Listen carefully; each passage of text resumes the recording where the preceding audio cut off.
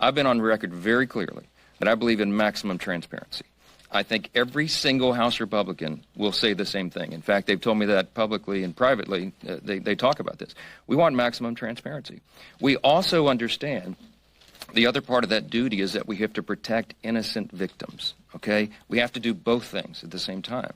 What do we mean by that? Look, involved in the Epstein evil, okay, which is what it was. Let's call it what it was. There are innocent victims of those unspeakable sex crimes, okay? Some of them were minors. Some of them were not. When the Epstein records are turned over to the public, which we must do as quickly as possible, we have to also be very judicious and careful about protecting the innocent. I think everybody in the country should understand the necessity of that. It is the standard. I used to be a litigator. It's the standard in the court of law and the courts. It's the standard in law enforcement. Anyone who's served in law enforcement understands the necessity of that. It is the standard with government agencies. We protect the innocent. So we cannot be careless in an open release like that. You have to be very careful. The president himself has said that he wants maximum transparency and all credible evidence to be turned over to the American public so that everyone can make their own decisions. We're owed that.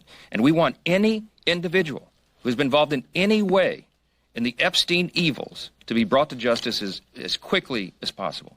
And the law should be brought down upon their head. We're unequivocal about that, okay?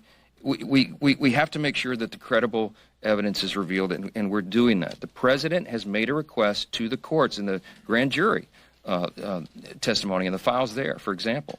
And the court should turn that over, and that will be a continuing and ongoing quest. Now, what we refuse to do is participate in another one of the Democrats' political games. This is a serious matter. We are not going to let them use this as a political battering ram. I just explained why. We're not going to play political games with this. We've all been very clear and transparent.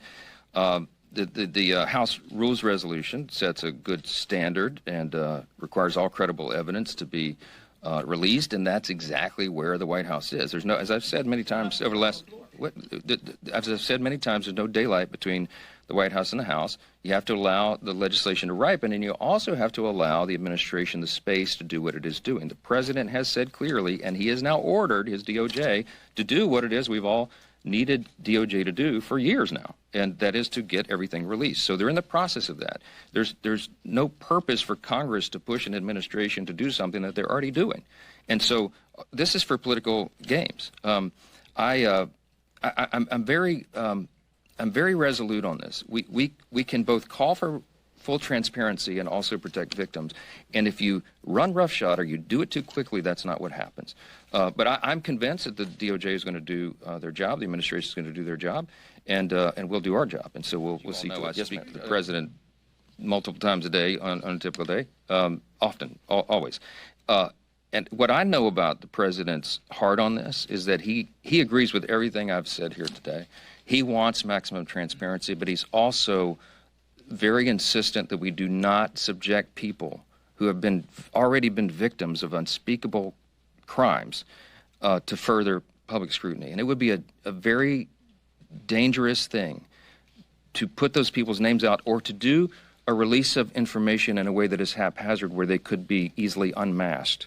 And so you have to be very careful about how you do that. I think we have a moral responsibility to do that. We have a moral responsibility to expose the evil of Epstein, and everybody was involved in that. Absolutely.